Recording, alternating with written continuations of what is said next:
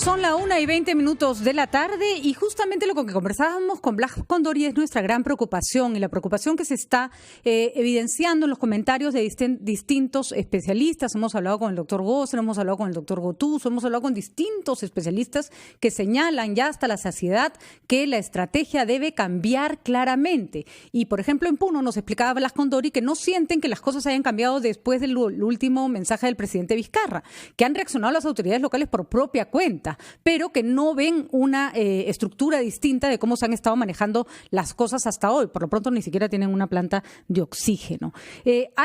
Ahora conversamos, por ejemplo, con Teresa Ochoa. Ella es médico pediatra especialista en infectología pediátrica y participante del informe latinoamericano para el replanteamiento sobre la estrategia contra la COVID-19. Es decir, están viendo, hay todo un grupo que está mirando en Latinoamérica cómo se está manejando la COVID y, obviamente, con muy buena intención, como debe ser, plantean algunas sugerencias para que se replantee lo que a todas luces, no solo en el Perú, sino en otros países, no está dando el resultado esperado. Doctora Ochoa, gracias por acompañarnos. Muy buenas tardes. Muy buenas tardes, gusto conversar con todos ustedes. Bueno, explíquenos qué cosa es lo primero que observan ustedes que se tiene que replantear, que se tiene que hacer de otra manera. Sí, nosotros, el grupo de infectólogos de la Sociedad Latinoamericana de Infectología Pediátrica, SLIPE, hemos tenido una reunión reciente un poco para discutir y comentar las estrategias que cada uno de nuestros países están haciendo. Como somos un grupo de pediatras, por supuesto que estamos más interesados en ver cómo esta pandemia afecta a la población pediátrica y qué podemos hacer en general. Entonces, como sabemos, muchos de los países han aplicado la estrategia del martillo y la danza, ¿no? Que muchos hemos escuchado al inicio de la pandemia, martillo en el sentido de hacer medidas drásticas de confinamiento, de cuarentena, para tratar de parar el progreso de la pandemia.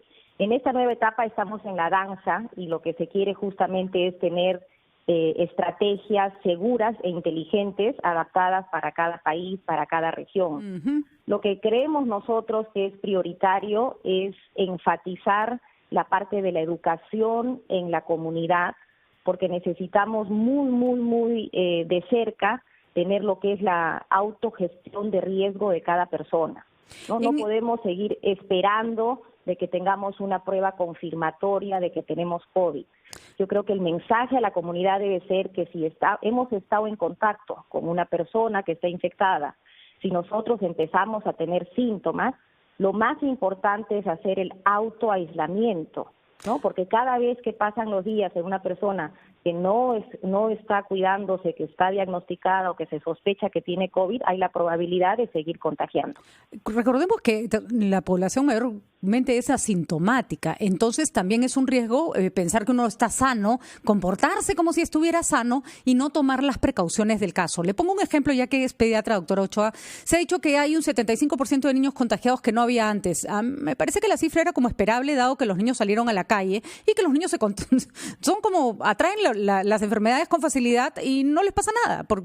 Basta con llevarlos al nido para saber, o muy chiquitos al colegio, para saber que siempre regresan enfermos, te contagian a ti el resfrío, tú estás que no puedes más y ellos siguen con su vida. En este caso, lo que era obvio es que los niños podían contagiarse. Tal vez lo que no se previó es que tenía que haber un cuidado cuando había niños y adultos mayores en casa, que por ejemplo no se dieron mayores indicaciones al respecto, ¿no? Sí, correcto. Entonces, es cierto de que los niños pueden ayudar a transmitir el virus. Felizmente, en general, es un porcentaje menor de todos los adultos, de toda la población que esté infectada, es un porcentaje menor. Muy chiquito, También sí. Es cierto que los niños, felizmente, en la gran mayoría no hacen infecciones severas o importantes, pero sí tenemos casos severos que requieren hospitalización y cuidados intensivos. Sin embargo, los niños pueden ayudar a transmitir el virus. Entonces, creo que lo prioritario en este momento de la pandemia, donde tenemos tanta transmisión comunitaria, es que todos debemos asumir que cualquier persona puede estar infectada.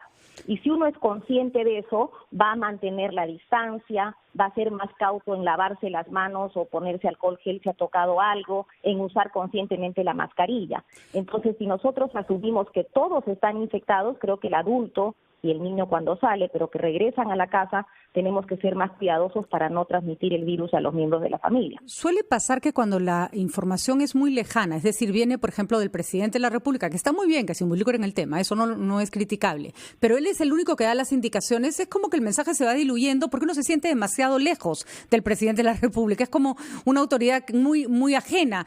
En algunos distritos en el Perú donde no ha habido ni un solo caso de COVID, los que han trabajado fuerte son las autoridades locales de la mano con la comunidad. Sin embargo, esa es una estrategia que no se aplica en Lima, por ejemplo, como si no existieran los alcaldes, como si no existieran los clubes de madre, como si no existiera la iglesia, en fin, distintas asociaciones que trabajan cerca de la comunidad.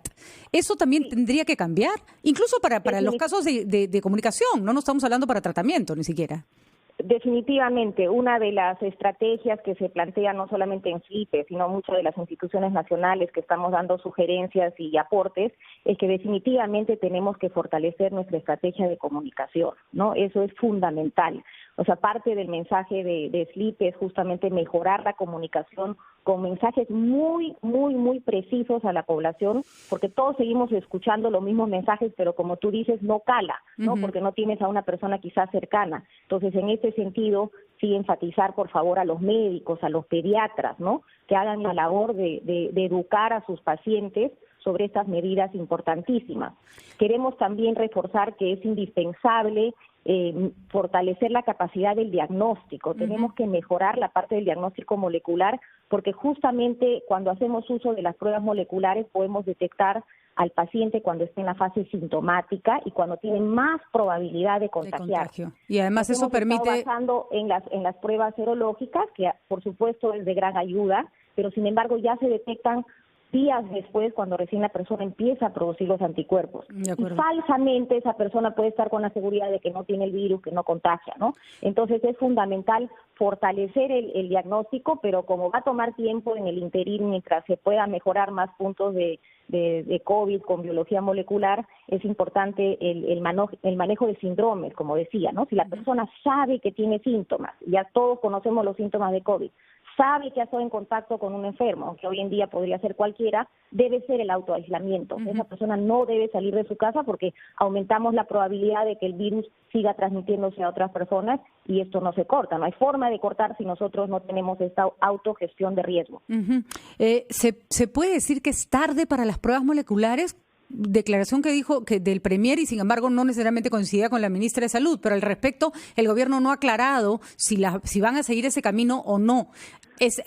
Yo creo que hay mucho interés y el compromiso del gobierno de mejorar la capacidad de las pruebas moleculares. Creo que hemos sido uno de los países en la región que no hemos tenido la cantidad de pruebas que se necesitan. Creo que no es tarde porque toda intervención hoy en día es fundamental porque queremos disminuir los contagios y queremos disminuir las muertes y por lo tanto para ambas cosas necesitamos un diagnóstico oportuno. Por supuesto que las pruebas serológicas, las pruebas rápidas tienen su función, pero creo que ahorita es indispensable por hacer diagnósticos oportunos y tempranos, ¿no? Sobre todo porque en determinados momentos, cuando la situación se agrava, hay que dar una vuelta de timón, ¿no? ¿Es cierto? No se puede seguir haciendo lo mismo cuando ves que las cosas se te salen de las manos. Y creo que hay que escuchar mucho a las asociaciones como ustedes, que son que saben muy bien de lo que están hablando. Pregunta, no quiero enfrentarla en ningún gremio, pero el otro día con desconcierto escuchamos al decano del Colegio de Psicólogos del Perú decir que los niños no estaban deprimidos, que habían hecho una encuesta y que solo el 3% de los niños se deprimían. Me llamó la atención porque pregunté cuál es esa muestra, cómo se determina la depresión de un niño, que le vas a preguntar, ¿estás deprimido? Un niño de 3 años no te va a saber contestar. Sin embargo, son claramente uno de los más afectados porque los niños hasta los 14 años son los que más espacio necesitan y los que están más acostumbrados les duele más la falta de socialización. No para cuestionar lo que ha dicho otro, sino para recomendarles a los padres de parte de un pediatra, ¿cuáles son los signos que debieran preocuparnos de su salud emocional? Sí, yo creo que uno de los aspectos que estamos dejando de lado en esta pandemia, y justamente lo resaltamos en este informe del SLIPE, es la salud mental. No solo de los adultos, de los adolescentes, que es muy crítico porque se está aumentando las tasas de uso de drogas, de alcohol, de violencia familiar, sino también el tema de la salud mental en los niños, ¿no? Entonces es un tema que nosotros como padres y como pediatras tenemos que acompañar. hay mucha angustia, hay mucha ansiedad. Puede hacer que algunos estudios no lo midan, pero creo que esa es una percepción que se tiene en todos los países, ¿no? O, por ejemplo, es normal que un niño de 2 años, 3, haga más pataletas de lo habitual, por ejemplo, ¿no? Yo veo madres con niños chiquitos que me dicen, no, por favor, se hace pataletas todo el día. Le digo, pero ¿cómo no? ¿No? Ese tipo de cosas. Hay varias manifestaciones. Creo que tenemos que estar atentos y, por supuesto, ayuda el poder sacar a los niños a los ambientes, a los parques, a poder tomar aire, jugar, correr. Lo que sí, la recomendación para los padres, muy importante, es que es bueno que saquen a los niños, pero ojo, no vayan a sitios donde están conglomerados, donde hay otros niños, otros adultos, porque igual se puede dar la transmisión. Hay un estudio reciente que mostró que los niños pueden tener hasta 10 a 100 veces más cantidad de virus en la nariz. Así es. Por lo tanto, si estornudan, si se tocan la nariz, si ellos no son conscientes que no pueden estar tocándose, transmiten a otros niños. Entonces, sí hay que darles un espacio de juego, de estar en el aire libre, pero los padres tenemos que ser los responsables de evitar estar en cercanía con otros niños y con otros adultos, por supuesto. Claro, y si hay un adulto... Tú también mencionaste algo que es crítico, tenemos que valorar el entorno familiar. Así es. Si nosotros dentro de la casa tenemos un adulto mayor, un adulto que tiene factores de riesgo, obesidad, hipertensión, diabetes, tenemos que ser más cuidadosos nosotros cuando salimos y también, por supuesto, cuando estamos con los niños que podrían transmitir el virus. Muy bien, exacto. Por más que el abuelo no pueda abrazar al niño, pues no lo puede abrazar por un buen tiempo. Nada va a pasar. Lo abrazará el cuádruple después cuando pase esta desgracia. Muchísimas gracias, doctora Ochoa. Clarísima su participación. Esperemos que las cosas mejoren. La señora Teresa Ochoa con nosotros, pediatra, y que forma parte de este grupo que han estado evaluando qué es lo que se puede mejorar. 1:31 de la tarde. Vamos a una pausa.